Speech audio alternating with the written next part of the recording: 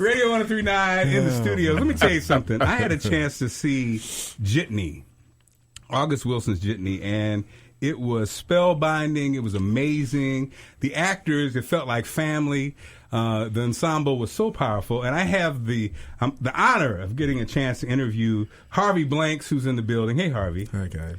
And Michael Potts. Hey, Michael. How you doing? Now, it's so cool because, as I did my research for the interview, first thing that popped up was Harvey. I was messing with you off the air, but Harvey, no wonder when he hit the stage, he moves, he still, Michael, he still had the moves of an athlete. Yes. I pull him up on the internet now, 1969. You're back too far from me.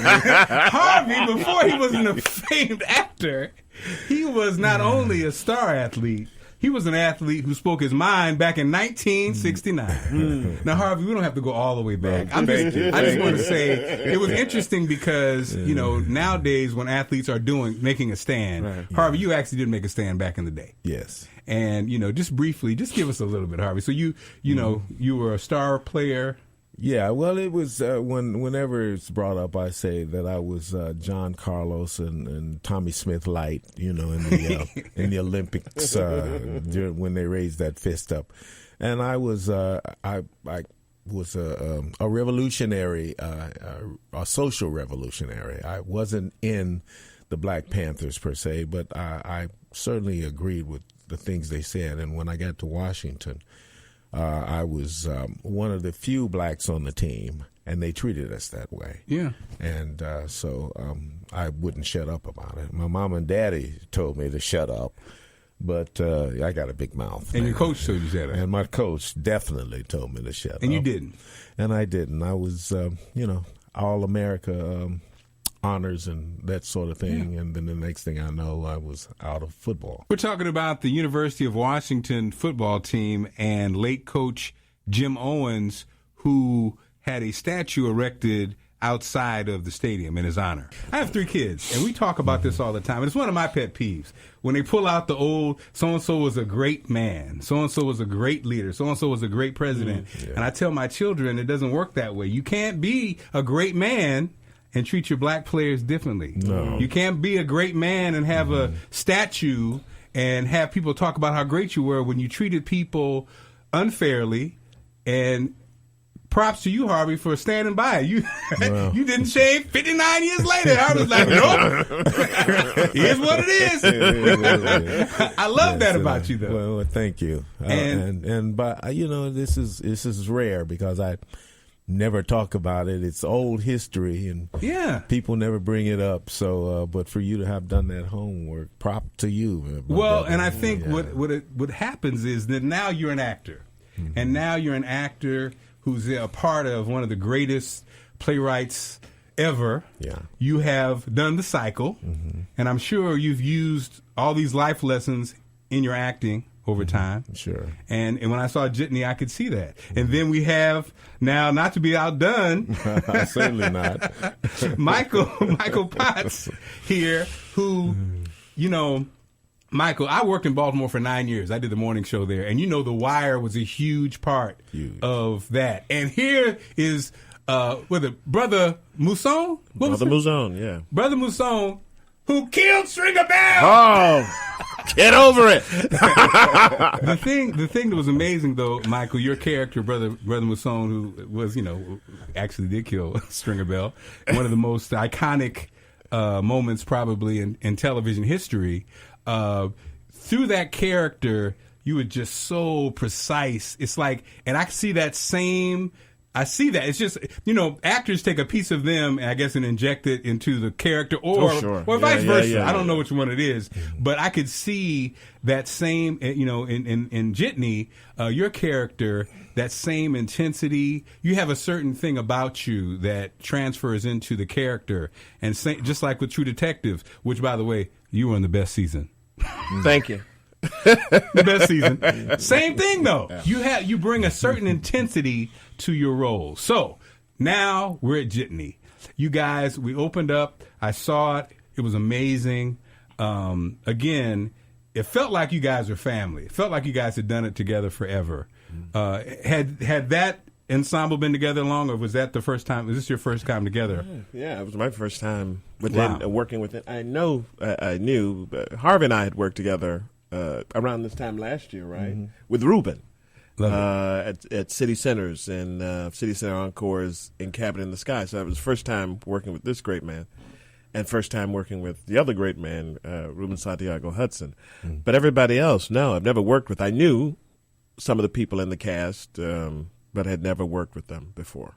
And again, so tell us about Jitney. You know, the direction is so tight and concise. Everything is really like, you have to have an amazing director to make it work. You got to have great actors, because you guys have, as Denzel I talked about when anytime he talks about Fences, the language.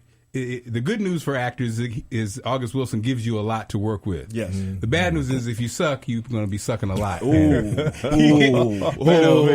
you're up there with other pros. So it'd be like being, you in the D League and you in the NBA. After a while, you will be exposed. Oh, yes. Yes, That's the word. So tell us about, how it feels to be in that kind of situation. You go ahead, Mike. Oh, me first. Well, going back, this is my first August Wilson play, so this is a huge blessing for me. My earliest experience was just watching the James Earl Jones production on television, and I remember seeing that and how that influenced me. But it is the thing, you have to. There's so much authority in the language of August Wilson, and you have to come to it prepared. You got to bring your A game, because you will be exposed. And so it does require precision. You have to say the words exactly as he wrote them. And you must find Ruben always talks about the song. You have to find the music in the playing of it. And so it becomes, and I think what you're seeing and what so many people are seeing when they talk about the ensemble, it really becomes a symphony.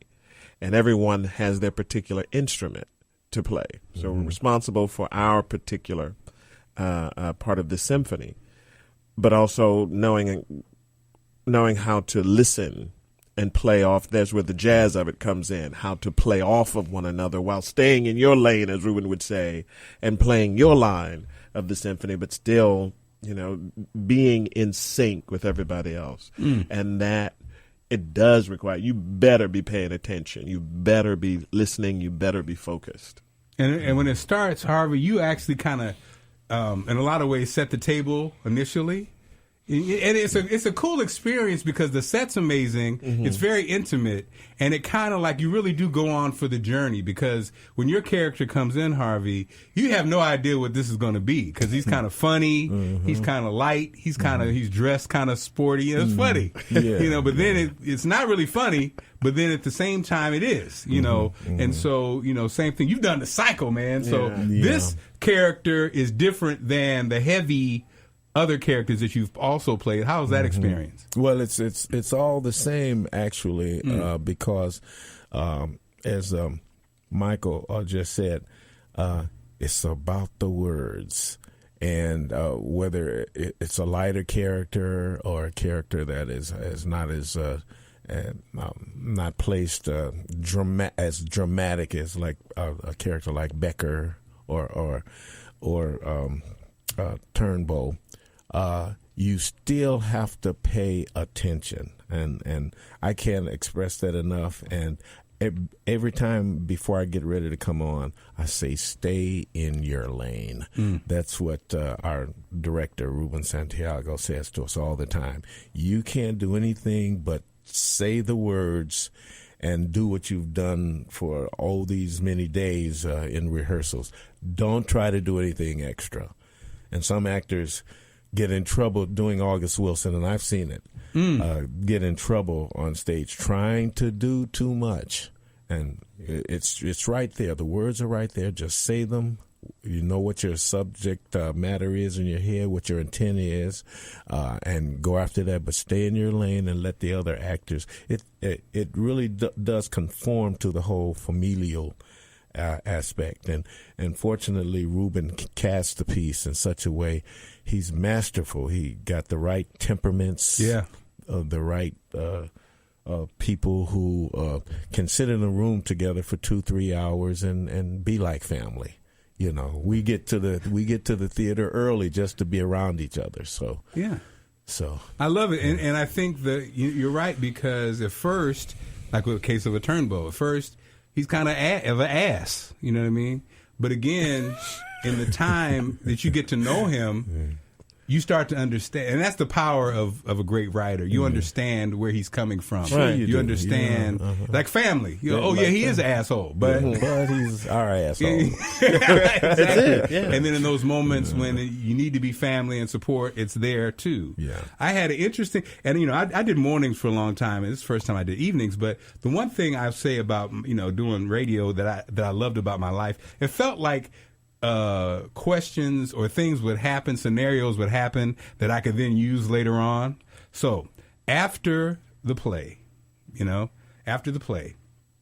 older white lady approaches me, and she says, "I have a question." I think she saw my, my Midwest non-threatening smile or something. But she said, "I have a question." She said, "I've seen all of August Wilson's plays, and why are his characters so angry?" Oh man! I'll let you guys answer that when you go first, Michael. I don't think it's just anger. I see. It's always misinterpreted. Look at Harvey's face. When there is a life force in black people. There is a passion that gets expressed, and oftentimes it's taken as as anger, and it's not. It is about it. It's a play on the irony. It's people who love language and love to play with language, who love to kind of play and tease one another and things like that. That people mistake as some kind of anger. They're not angry men. We can say maybe about the characters, because particularly we're dealing with men who are on the lower rung economically and socially. Yes, they're dealing with these issues of disenfranchisement, of issues of unemployment, issues of a society that has tried to emasculate them. So yeah, and it becomes that thing that James Baldwin talks about. If you're black in this country, you have to be you're in a constant state of anger. Yeah. But you would die. You would burn out. You couldn't survive that. So you find other avenues to kind of express some of that frustration. You create music, you create drama and things like that. But it's all full of a passion, a beat, a pulse, which is mistaken for anger. Really, it is just the incredible life force of people, of African American people, and what has sustained us. Harvey. I just can't get it. We've been in this country over 300 years, and you don't know us yet. I don't get it. We are some of the most loving people, some of the most compassionate people, forgiving people. And have you ever heard a bunch of black dudes getting together and laughing? I mean, we wake up the dead. I mean, we're spirited. We enjoy life. Put some barbecue in front of us. That's it. Yes. Hot sauce. Get some music, or put a good football game on, and let's do it. Well, I mean, I just don't understand. One other thing, Mark. Charles Blow, and the great writer for the Times, columnist. It gets to the point where y'all, and I'm sort of like not totally being accurate in how he said it. So paraphrasing is the word I was looking for. He said, "Okay, I'm tired of explaining." Yeah. Well, the irony to me was that's what art does. We, unlike in real life, you get an understanding, like the main character expressing to his son all his hopes and all his dreams and all he wanted for his son. To me, it speaks to that. The problem is, like you said, people aren't listening, because that was the problem. He explained. He wasn't angry. He wasn't necessarily, mad at this, disappointed in this. He was disappointed in his son, but he explained why, and that's what plays do. That's what movies do. Unlike in real life, when I don't know why Miss So and so such an ass. In a play, you get to find out why Turnbow feels like he does, and why so and so feels. But I think there's a certain. I don't know if it's. I think when people see black people, sometimes they go deaf, because if you can't understand in a situation like that, then you definitely can't understand it on the streets. No, if you can't understand when August Wilson has written it out for you. This is why he feels this way. If you leave it, and again, she had all of intention. She supports the play. She supports the arts. But I think she's deaf. I think she is deaf, and I think no degree of explaining will make a difference. No, I mean, how can you not look at that set? I mean, these men, their neighborhood is being torn down, urban renewal. They're living in the Hill District because established cab companies will not come to this neighborhood. So they've created this service for the community that can't be served. They're clearly economically distressed. So how could you not understand that there's a level of frustration there about that? Empathy. I think empathy is the word. Yeah. So, gentlemen, August Wilson's Jitney. Again, I left there invigorated, inspired, in awe of you guys. You guys, I mean, just, amazing performances at every turn. And again, the words of August Wilson, I'm sure he's smiling down because, you guys got it right. And so, how long are we running? And I'm sure, we have sold out shows, but I'm sure people have to see this. You got to see this. Got to see it.